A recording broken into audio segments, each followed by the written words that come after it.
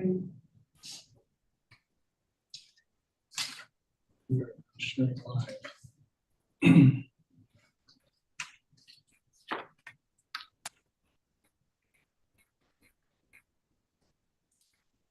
All right. Welcome to the Cultural Tourism Promotion Advisory Board meeting for November 14th, 2023. The time is 6:03, and I guess we'll do a roll call for the board members. Chair Scott Snyder. Here. Vice Chair Ryan Gale. Here. Galen McAllister. Here. Omar Alvarado. Present. Carly Wright.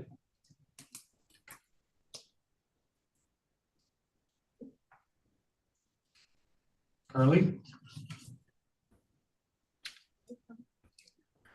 I see your name on the screen, but can't hear her. Jeff Tiffany is not here yet. Roger Williams is absent. Our newest member is Aaron Zeiset. And we still have one vacancy. So with 5 with Carly, that gives us a quorum. Well, thank you everybody for being here tonight. We've got a pretty informative agenda for us tonight. But before we get started, if we can approve agenda that's proposed, if we have a motion. I'd like to make a motion to approve. Do we have a second? I'll second that. Thank you, Galen. All in favor of approving the agenda for our November 14th meeting, please say aye. Aye. Aye. Any opposed? Aye. All right, thank you very much. And just a reminder, we've got the typical year. So right now, our cultural and event partners are busy filling out their applications. Actually, they were due yesterday. Oh, they were, okay, all right, sorry. Well, then they've already been busy. So that means you and Kelly are very busy. Yep. So Sometimes it won't go back on at night. We'll see. Now we know. Yeah. We're supposed to go home, that's why. Yeah. Boy, it's 5:05. 5:30:05. There we go. All right. So Chris and Kelly have been receiving the applications and now get to work. So yes, so we actually received 55 applications this year. wow, is that a record? That is a record. Yes. Did it all go smoothly? Wow. Wow. Fairly smoothly. Mm. Yeah. So We better get reading pretty fast then. yeah, I'm gonna have to figure out how we're gonna divide that up among 3 nights. 55 times divided by 3 is going to 55. be more than usual. Yeah, a little more than usual. All right. So yeah, we're like I said, that just closed last night. So we're just getting everything put together, getting ready to get those reviewed and submitted for the board members to be able to download and take a look at. We'll identify the schedule for which ones to be reviewed at which meeting. Typically, we received 9 facility operating grant requests and 4 capital improvement grants this year. So that's, what, 13 that we normally review in December, and at least 44 to be split between January and February normally, which would be 22 each. We might slide maybe like 5 over into the December meeting. Probably tie that to the facility operator grants, so that way they can be done on the same night. I think, just thinking out loud. No, it sounds like a good idea. Yeah. Efficiency. So ballparking, I mean, were there in that 55, were there a lot of newbies or more multi-applicants? We did receive a couple of new ones. Off the top of my head, just thinking of the names, so we had probably about 4 new organizations that we haven't seen before.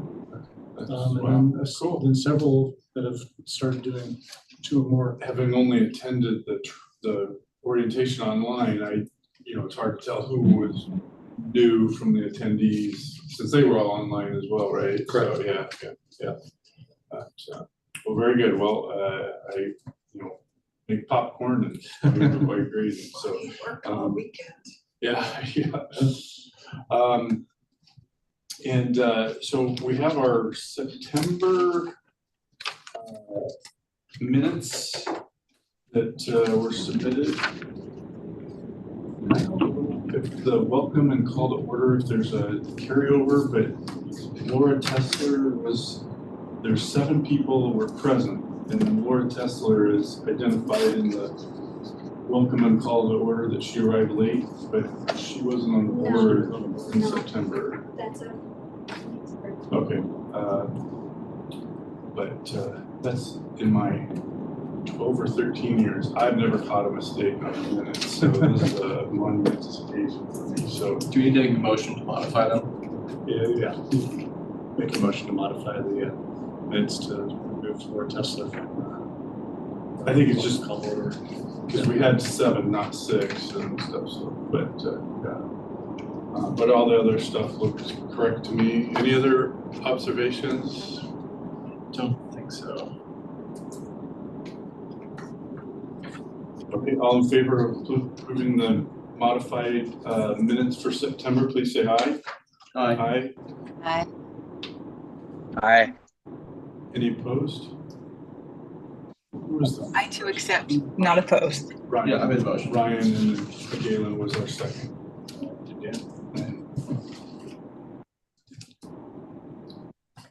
All right, so we'll open up to public comments, and we'll give people in attendance first shot if there's any. I would just like to introduce myself. I'm Lisa Joyce. I'm an incoming executive director at Willamette Arts Center. So Doug is on his way to do more of the things he enjoys and less of the administrative stuff. I'll be their first full-time executive director, so I'm excited to learn. I don't know anything about Clay, but I know a lot about Salem. I was previously executive director at Pentacle Theater. Joining at a busy time of the year for. Well, hello, Yeah. yeah, like right into this, and Yeah. then Empty Bowls this Yeah, weekend. yeah. So in any case, and we're starting up Family Play Sundays again soon. But I just wanted to say hi and say, come on, Dan, That's awesome. play with Clay. Well, Thank you. any comments on items regarding the agenda? Hearing none. We've got a couple of action items. For those of you not in attendance, hopefully your computers are able to download the what we're looking at in paper, but Chris is going to do a high-level review of the Americans for ACP6 final report. And so many of you might have attended at the Salem Art Association recently. There was a review of the project, but for many of you, it might be your first time seeing this. So. Yeah, so on November 7th, we had Randy Cohen from the Americans for the Arts. He was doing a whirlwind 4-day tour of Oregon with the Oregon Arts Commission liaison, Leora Sponek. And one of the stops that they wanted to do was here in Salem. So Salem Art Association hosted this presentation and meeting. And so we got to have Randy here to share his information on the economic impact of the Americans for Arts study, that year-long study that we're collecting surveys for. Here, I'm sharing currently the copy of the summary level. So there was approximately 678 surveys that we received or were able to collect. Our goal was originally 800, so we came pretty close to that. It was definitely a lot of work and a heavy lift. Couldn't have done without our organizations helping collect those as well. Here are the results of those, all those surveys that were submitted. There's all kinds of different information on there from the number of employments, jobs associated with the organizations, to attendance levels and personal income, food and drink spending, local attendees versus non-local. Saying that the average person, the local attendees would spend $22.44 per event per person. And non-locals, having traveled a little bit further, would spend double that. The average of all of that is $32.32 per person to attend our events. One of the interesting things that we had on there is when it came to the type of events that people were coming to. I mean, they're a little bit biased, granted, but we were in the high 80s and 90s for the responses to if this event, activity or event venue was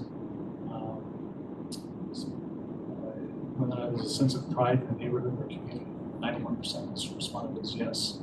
The activity provided a sense of pride. And then if the venue or facility is an important pillar with you and your community, 80% said yes.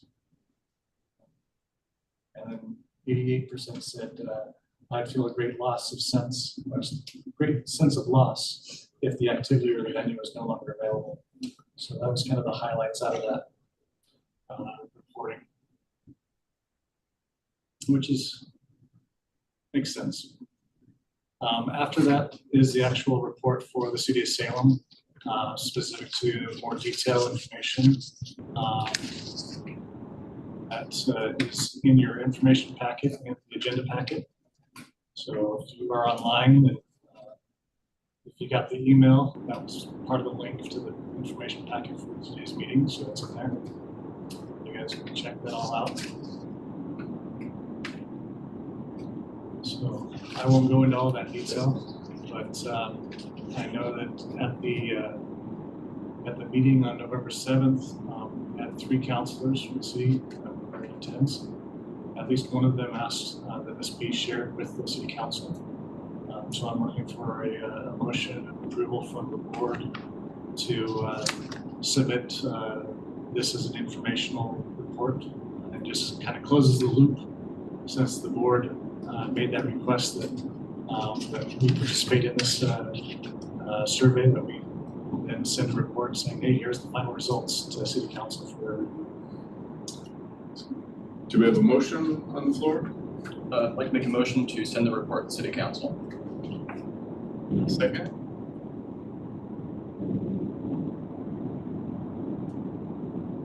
I'll second. All right, thanks, Scott. Thank you. All in favor of having Chris forward the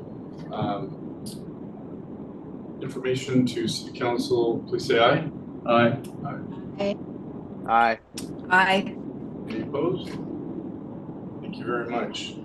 And I had just made a comment that the calculations they looked at or were proposing are, I think, very consistent with the same metrics that Travel Salem uses in calculating economic impacts from tourism and things like that. I thought that the numbers were valid, or definitely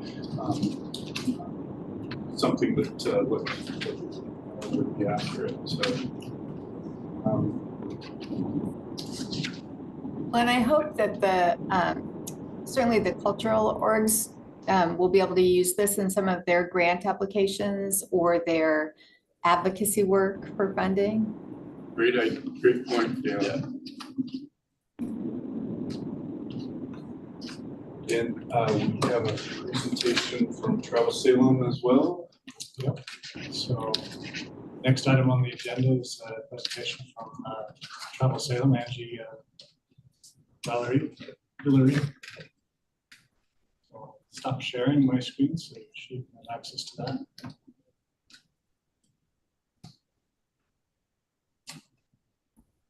Hi, everybody. Nice to see you all. Can you hear me okay? Yes. Yes. Okay, I'm going to share my screen. I beg your pardon. I'm working on my docking station. That's why I have to look off to the side. So thanks for understanding.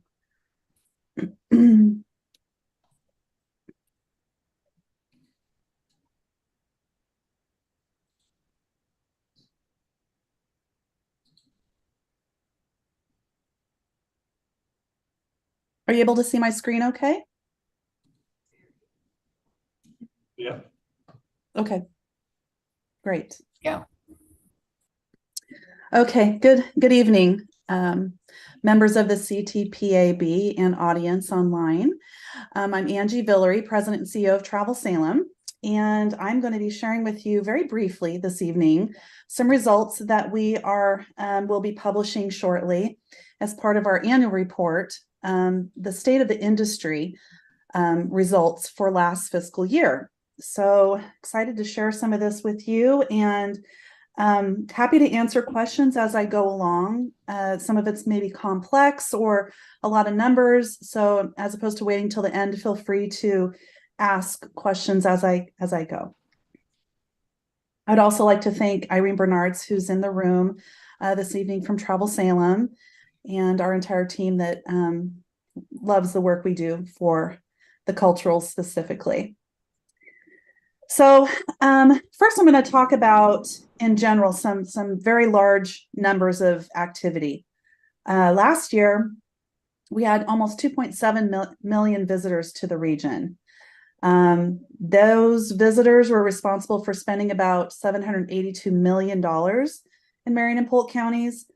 That is more than $750 million. That is a record-setting number, and really represents the robust nature of what's happening in our region and Salem in particular. Visitors to Salem tended to be primarily boomers that were here for leisure. And you can kind of see that in the upper right-hand corner, the yellow chart at the top there, showing you the breakdown of the types or the age categories, generational age categories of folks that were coming here last year.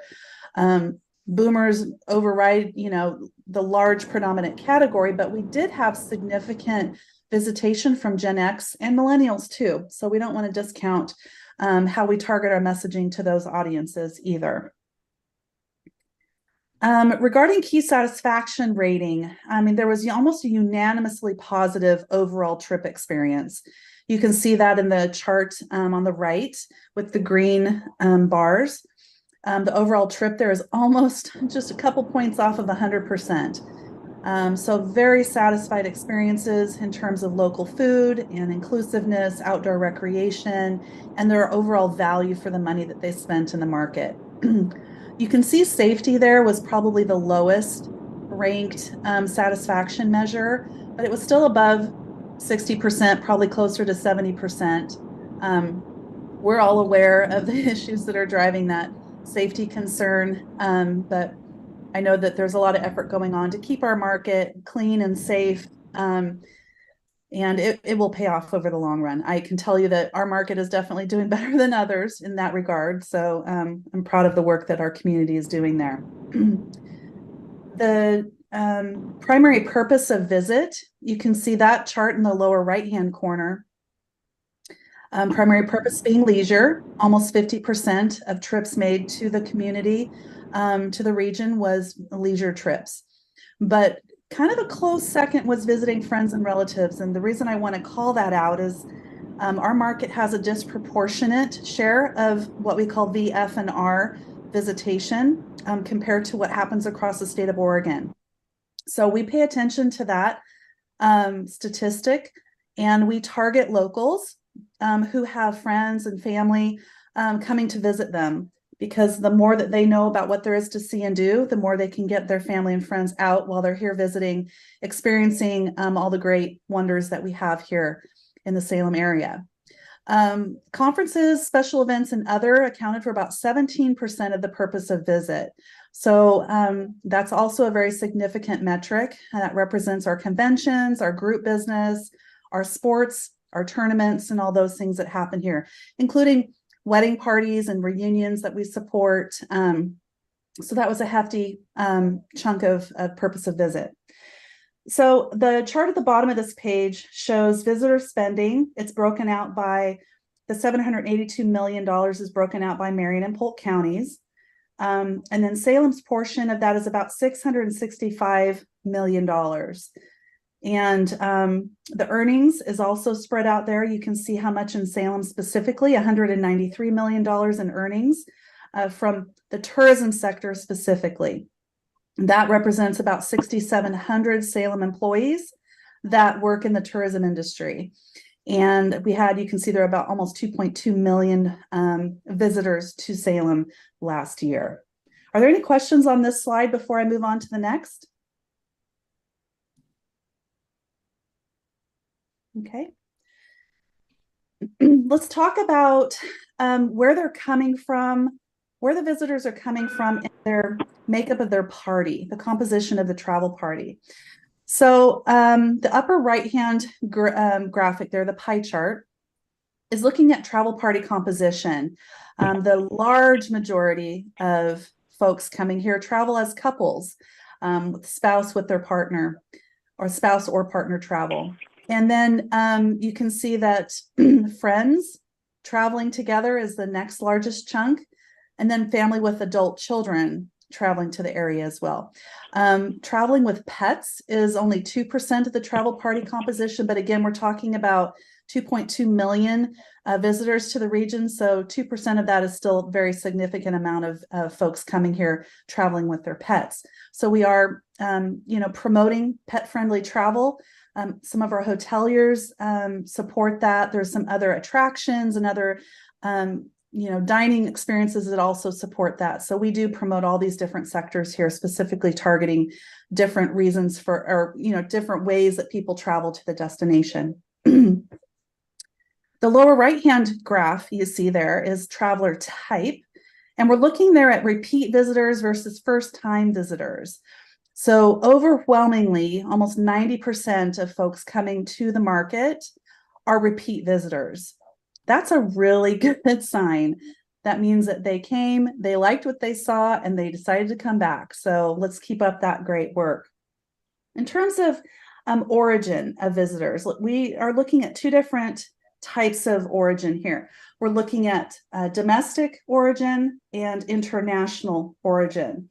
So the top states, the domestic travel origins, are ranked in the top 10 here: Oregon, Washington, California. We know those usual suspects.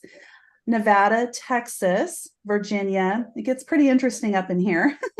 Idaho, Florida, New York, and Ohio, interestingly enough. So we do target our advertising in very specific markets. Primarily, we've been marketing in Seattle. Now with air service travel, we're marketing in Southern California, in the Vegas area.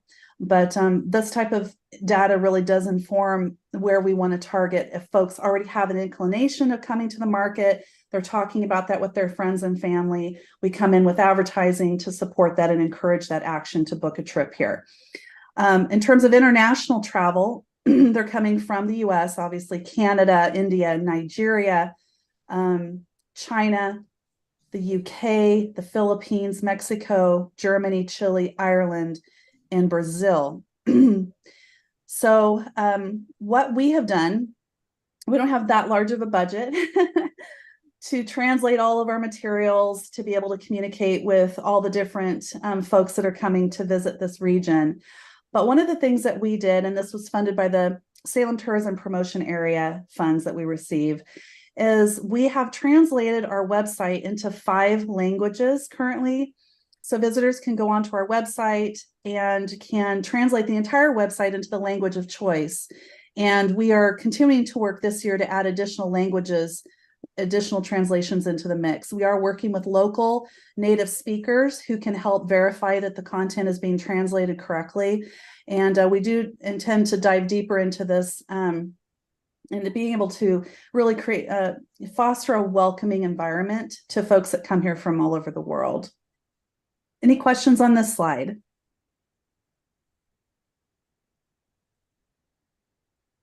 Okay. Lastly, but not least, This has really been a wonderful exercise in looking at visitation to the region, Salem specifically, but our region as a whole. And what are folks doing when they come here? It may be very different than what the impetus for travel is to the destination. They might be coming here to visit the capital city of Oregon. They might be coming here to go to Oregon's wine country. They might be coming here to go experience our world-class recreation assets. But while they're here, how they move around the destination, what they experience, how long they spend in those locations, we're able to look at that data. In this instance here, to break it down as cleanly as we could, we wanted to look at both events and attractions. And we're looking at both of those categories, and we're looking at Salem versus the outside Salem and the percentage of visitors. So we really are paying attention very much to the percentage of visitors to these locations. We have highlighted the ones that are over 30% of their visitation comes from visitors, and these lists are prioritized by that percentage of visitor, which is on the right-hand column of both of these charts here. So I'll start with the chart on the left, which is looking at events. The Salem events are in green, and the regional events outside of Salem are in blue. And you can see that the Salem events have a ton of pull into the market. The Jehovah's Witness Convention, almost 50% of the folks that are attending those conventions come from outside the area. This is more than 50 miles away, which is more likely for them to stay overnight in the market. We did have, historically, we've been doing 3 conventions a year with the Jehovah's Witness group. They do it over the weekend. There was a temporary hiatus during COVID, but they came back this last year here. And we were really excited to also at the same time add 2 Spanish-speaking conventions to their portfolio. So they brought in about almost 44,000 visitors for that event over 5 weekends from May to June. Ironman is another high-ranking event. Almost 40% of their participants, their athletes, the visitors come from outside the area. Oregon State Fair draws about 15%, World Beat Festival 12%, Hoopla, Capital City Classic, Marion County Fair, and Independence 4th of July, which is another really great event. Those are all Salem events that are driving visitation. The Wooden Shoe Tulip Festival, the St. Paul Rodeo, and Oktoberfest are regional events that drive high visitation to the region. Those folks, if they're going to stay in the market, they most likely stay in Salem.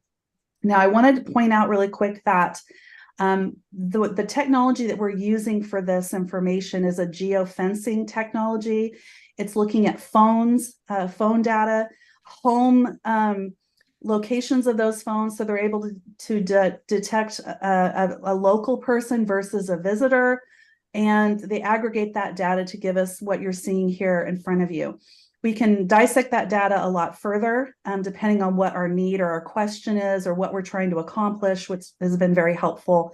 I again want to thank the Salem Tourism Promotion Area for funding this research that we use every single day to help inform the decisions that we make. Everything you see here had to have a minimum of 2,000 visitors from 50 miles away or more.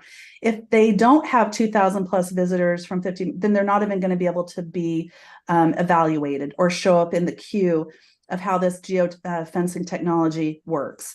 So we have actually taken the time to proof this data against other information that we have, and it's very, very, very accurate. So moving on to the attraction side of things, you can see here, different than the event side of things, where the Salem is really driving those events and that visitation there, leading the pack. On the attractions, it shifts more to regional attractions that are driving the visitation. As you can see, top of the list, Detroit Lake, Enchanted Forest, Silver Falls, Bethel Heights. Woodburn Premium Outlets, Willamette Valley Vineyards, all typical suspects that we would probably put very high on that list intuitively, but here they show up definitively through the data. Honeywood Winery, very high visitation out of market, which is really exciting. The Oregon Garden, Salem Convention Center, very high out of market visitation as well. So you can see how these are different partners at these different locations are ranking. And what is important maybe isn't necessarily the very specific numbers, but the whole recipe of success here. We need to look at all of these things working in synergy that drives the impact into this market year over year. So that is why our content is very diverse. We mix and mash a lot of different partners in the promotions that we do, meaning we would promote a hotel, an attraction with a restaurant, or we mix it up to really provide a lot of variance, to show the diversity of the region. But we have so much to talk about here. We have so many opportunities to promote the richness of this destination, and that's really what this data shows here. So that's the end of my state of the industry, Chair Snyder. So I'd be happy to answer any questions or dive deeper if needed. Very good. Any questions from the board? Yeah, I had a quick question just for clarification about visitors versus total visits. Mm-hmm. So if you divide total visits by visitors, is that saying that each visitor visited the place approximately that number of times? So if it's like a chain forest, if there's 161,000 and 75,000 visitors, each person visited approximately 2 times? No, what this is showing is that out of the total visits to that attraction, 161,700 visits to Enchanted Forest, 75,300 of those were from people who were more than 50 miles away. Okay, I gotcha. So yeah. Okay, that makes sense. So Okay. Good question. Thank you for clarifying. okay, so that's the 47%. Correct. Mhm. Okay. Yeah, this is a number, like, you shortened the title on it, so number of visitors from outside of the area. It'd probably be a more accurate description. Total visits counts locals and Yeah, out of the area. locals or versus out of area. Yeah, that was my point of confusion. So Very good. That's a lot of data to be thrown at us, Angie, but very good job presenting it. And, it is very exciting to see it in that format. So, all right. Thank you. Any other questions before Angie goes?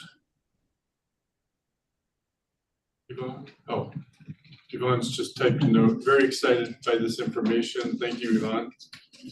Hey, Angie, I'm sure it's a complicated answer, but we just went through that process of trying to get information from visitors through surveys. How do all of these places track how many people are coming and whether they're local or visitors? Okay, so that is a good point of clarification. So this again is data that is being provided by a service that we pay for, and it's a geofencing technology.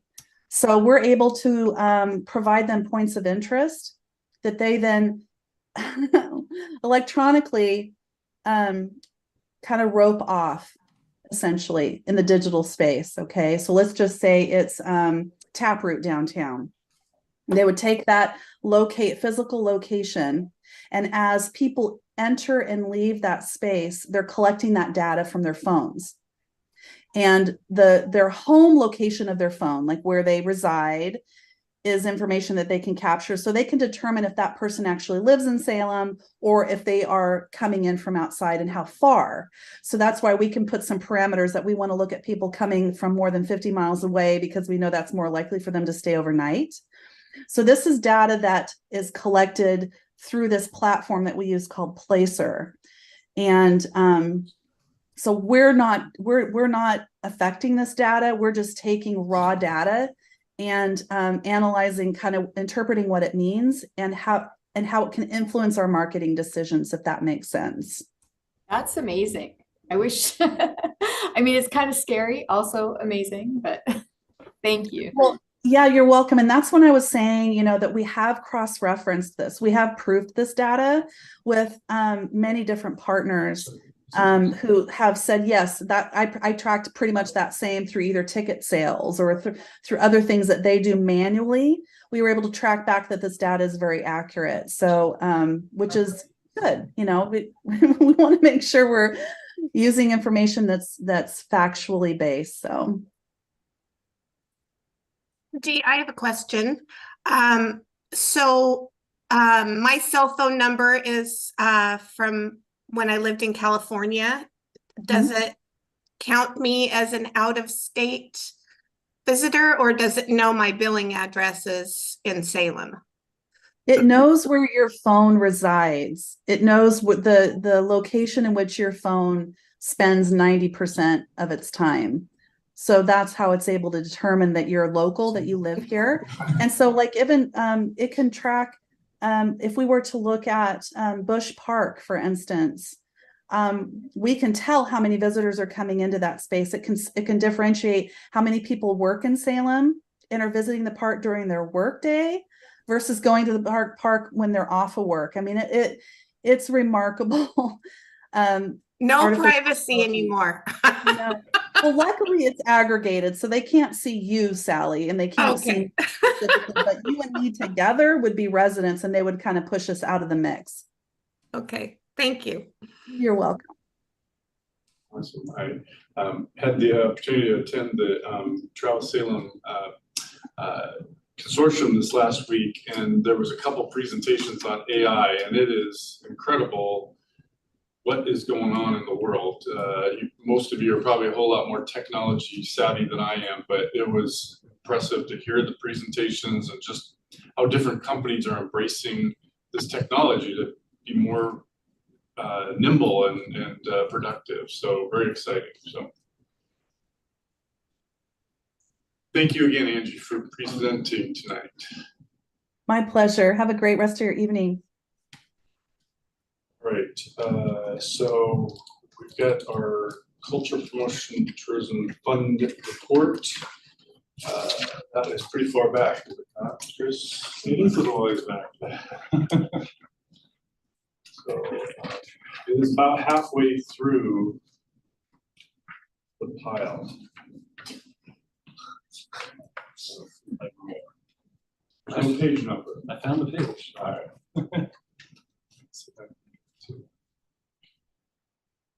Hold it up here.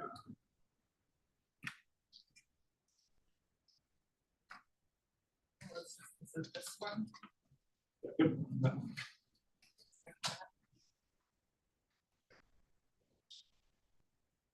There, that's it right there. All right, good job.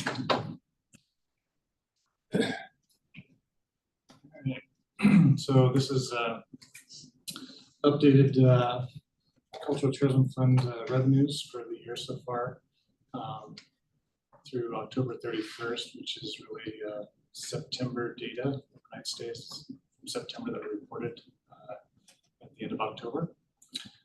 Year to date, 1.47 million, 1.4 million, 1.5 million, compared to the last year's same time frame. That can't be right. No, that's not right. All right, what happened? Let's go to the second page and see if it shows.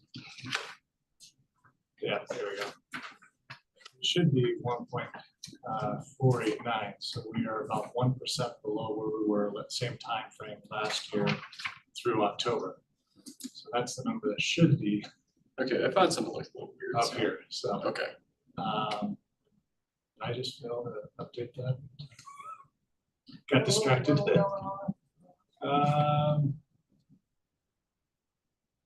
I have to go back and double check.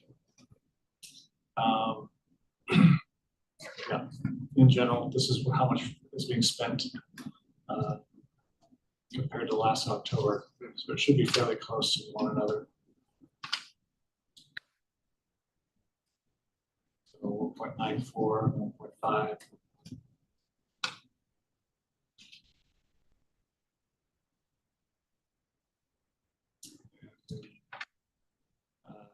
Budget Office made another projection, increased the revenue collections to 5.47 million anticipated revenues. Right now, if you take a look at where we were the month of October, year to date for last year, we were down 1%. So it's whether we'll hit that 5.5 million mark it's possible, but if we do the exact same level of revenues as last year, we're going to be at the 4.7. So it's anybody's guess as to how the rest of the year will perform. Safe to say that somewhere between 5.5 million and 4.7 million, which is about $600,000 difference, approximately. So, and any month can be, phenomenal month. But I do feel that we're kind of plateauing an aspect. These are all for the overnight stays that are hotels and motels. That's where the TOT tax is collected from, and send it back to the city. So.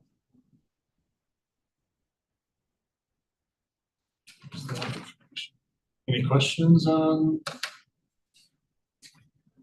I'm just curious, like the plateauing, is that capacity issues? Do we need more? Not necessarily. That's just the time of the year.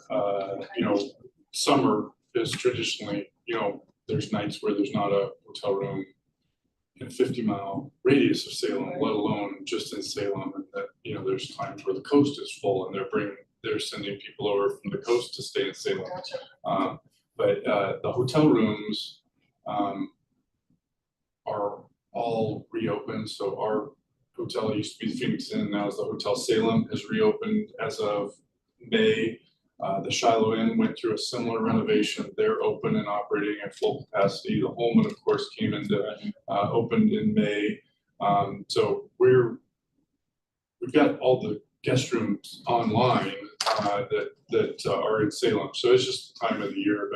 But with what Travel Salem is working on, the convention center, obviously all the events and activities that are going on in the area, that's what's going to be bringing people to hotel rooms. So it's just, my wife tells me not to pace because the hotel slows down every year at this time. I can't do anything. It doesn't matter how fast I pace, it's not going to make it busier. So it's just Weather. yeah, exactly. Yeah. So. And you can see here on the chart that we track this on a monthly basis. So you can see we're at almost 9% above for the month of August. That's a record for July was high. Yeah. And August data, July overnights, August overnights, and then September overnights. So September started slowing down. End of August and September slowed down. And if you recall, last year was just after COVID restrictions were lifted. So the convention center, there were 3 years of pent up attendance. They wanted to meet in person again. It was record people coming to Salem. So fair, probably more people than visited the fair because it was, so all kinds of different stuff. Yeah. That just gives you a flavor of what we're looking at. And, city staff is starting the process of forecasting, pulling out our crystal ball, and trying to identify where we think tourism is going to be, average room nights, and all that stuff that plays into making our best guess for next year. Type things.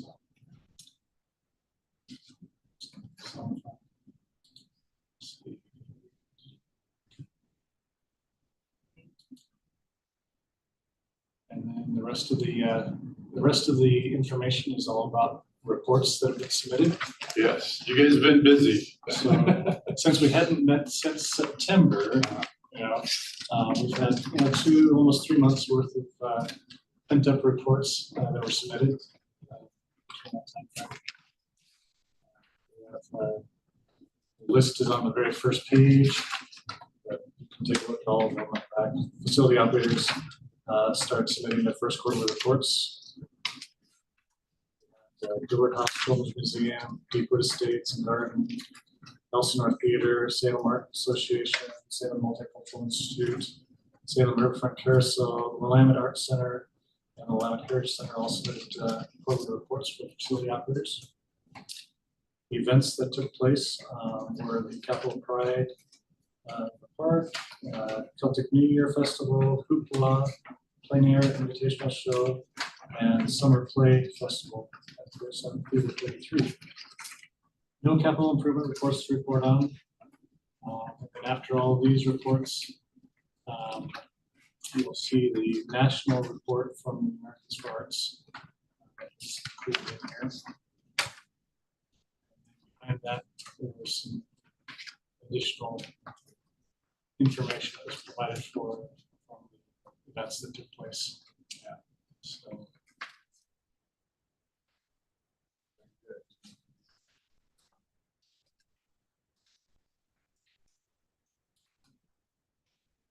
Can't say you didn't get enough information this month. We definitely a lot of information for you. So we'll move to our appearance of interested citizens, roundtable discussion. So anyone in attendance can address the board and share upcoming events. Again, if we can give our preference, our first right to the attendees in person, and then we'll open it up to the online attendees, if that's okay. What's happening? Well, I'll tell you, there's a lot I can tell you, but I'll tell you, for me, because I do all the leisure marketing, travel Salem is my department, and we have launched some KBTV broadcast commercials, first time breaking into the broadcast arena. Hopefully you've seen some of them. Our first one was about the outdoors at the end of September, so outdoor recreation area. We're switching now to food, so all the great places to visit, wineries and eat, and then we're jumping to cultural heritage. We haven't quite finished that commercial yet, still in the editing. But what's really cool about this is KBTV came down, filmed, and all of the locations we went to get the raw footage as well to use how they clean. So that's a really big bonus. So we'll be building upon this every year. And we're also getting a weather cam on the Holman Hotel, and that should be coming online in December. What's really great about that, again, it's just this awareness. KBTV is not just a Portland station. It goes all the way down to Medford and into Tacoma.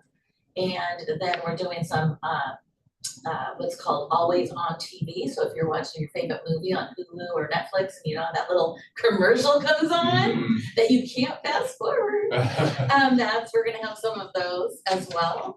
And it gives us a ton of reporting as far as how many people saw it, how many people watched the whole, commercial and didn't like switch off of it. And so we just have a lot going on right now in that landscape. So we're really excited about that. And then we've also been doing the marketing for the airline. So you've seen billboards around town, and we're doing marketing in Vegas and LA as well. Busy. Yeah. I think I shared already, Empty Bowls, this is Saturday.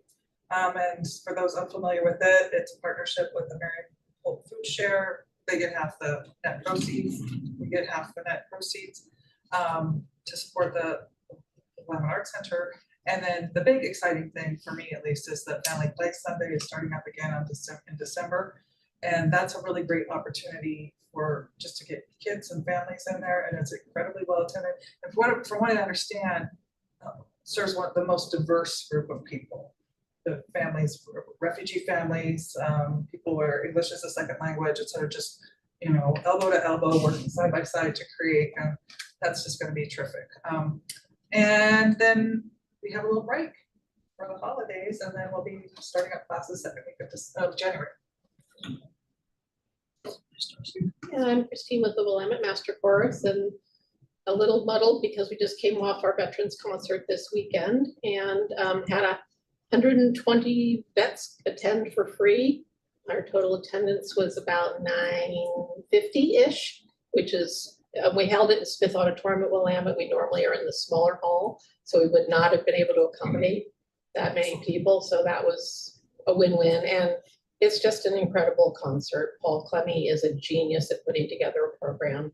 And our next pivot is December 16th and 17th is our holiday concert. We're back at Hudson Hall at Willamette, and it features the Trail Quartet and the choir from the K High School is joining us, and it's carols of the season. So it's all about, you know, every culture and just the carols that happen this time of year.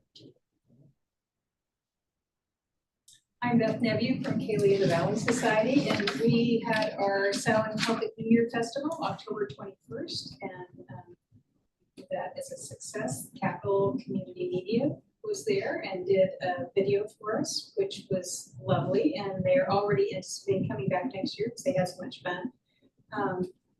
We had a Kaylee recently, that's a dance, and that was live music. And we had 67 attendees, which is getting back to where we were pre-pandemic. And they're very multicultural. We have a group of Hispanics that come from Woodburn. We had, for the first time, some, well, I can't exactly tell you what their heritage was, but it is not people that are Anglos. All cultures come and all people have an excellent time. Our next demonstration that we'll be doing is at the Willamette Heritage Center for their Festival of Lights, and we'll be there dancing on December the 20th. Go into what we do have a Kaylee in December. Then we go into the new year and many more activities. We're a year-round dynamic organization, so. Very good. Let's see, to the online folks, Melanie Weston from Salem on the Edge. Hi. Yeah, we have Shoki Tanabe as our featured artist this month and Omar Harmon as our guest artist. That's up until the 25th. And then next month we will have our small work show. So lots of little pieces hung salon style, great price points. And then Small Business Saturday, which is this month, 25th of November, we'll have 2 jewelry artists in the gallery, and then Moxie nonprofit will be in the gallery selling t-shirts. So come down and check out the gallery. Awesome. Thank you. Thank you. Next up is Sally Litchfield from Elsinore Theater.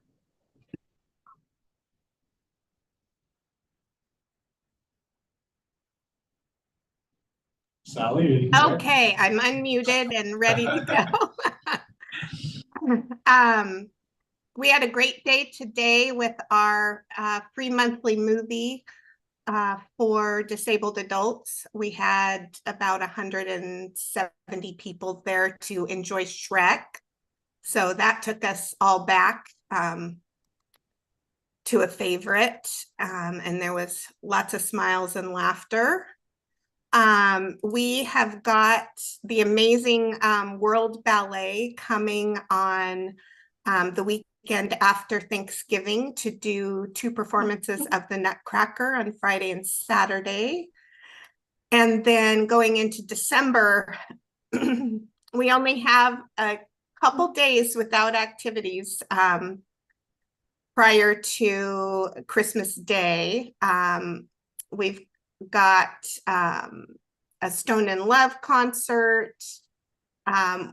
We're showing a double feature of Home Alone, the film, on December 2nd.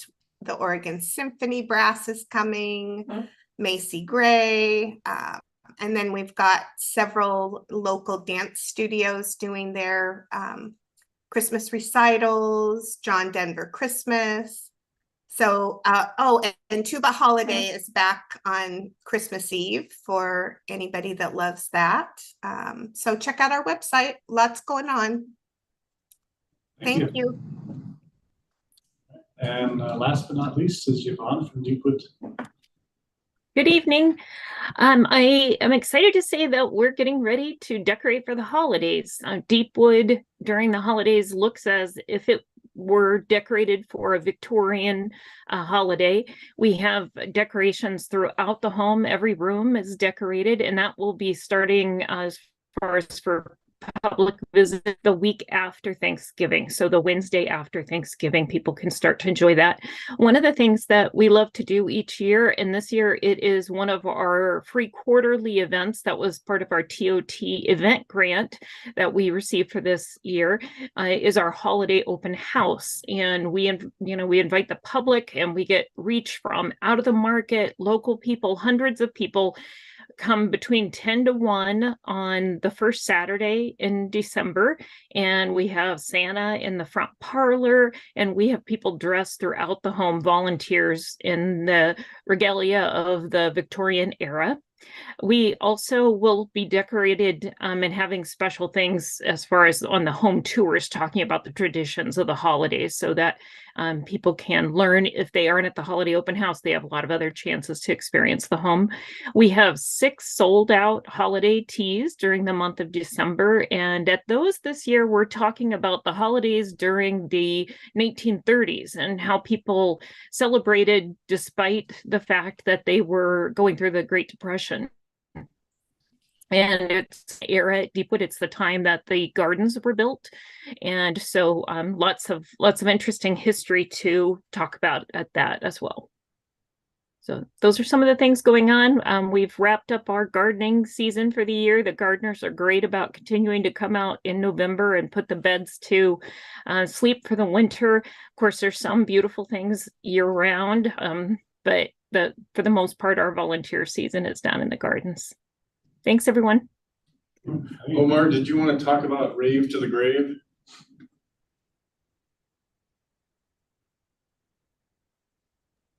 Hey everybody, yeah, I could definitely talk about that. Hey everybody, thank you for being here. Yeah, so just to quickly go over the Odyssey event, we had our Halloween event called Rave to the Grave. That's going to be an annual now. We actually have a really good following from that event. So we kind of noticed that, we kind of want to see a little bit more Halloween activities here in Salem. This particular event was a collaboration with a couple other artists from Corvallis, Eugene, Woodburn, and Portland. So we're able to tap in onto some of their markets there as well. But it was really exciting. We had a lot of partners and a lot of TOT partners as well, such as the Grand Hotel, Salem Art Association, a couple others as well that I cannot remember off the top of my head. I'm sorry about that, but yeah, there's a good amount of partners. Very good. Yeah, exactly. Great traction. And it was really exciting. I was able to get a lot of volunteers to help out, a good amount of support as well. And one of the things that we did that was really interesting was I launched a different type of marketing campaigns to market to the different parts of the state who have that focus of electronic music that I was going for. Get some really, really cool results about that, and how to better market our event next year. But it was a very successful event, very good turnouts, very good ticket sales as well. And I'm just really looking forward to next year's event. And I'll definitely keep everybody in the loop for that one, just because it is going to be like an annual event moving forward. And everybody's welcome to attend, of course, right? But yeah, it was very successful. Yeah, thank you. Yeah, that's definitely one of my focuses for all of our events. It's just really good graphics, really good flyers and animations, because in social media, at least, that's kind of like the first thing that people are going to see. So yeah. Very good. Well, thank you everybody for sharing your information. I don't believe we have anything currently on the parking lot, but any of the board have any items that we would like to add or discuss adding?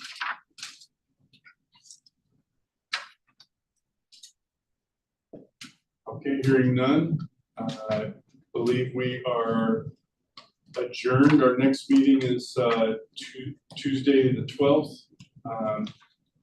6 p.m. And if the board can please, if at all possible, be present in person We love to see each other's faces. So again, thank you for being here, and everybody else is welcome too. I think we'll be back at the library, so there'll be more space.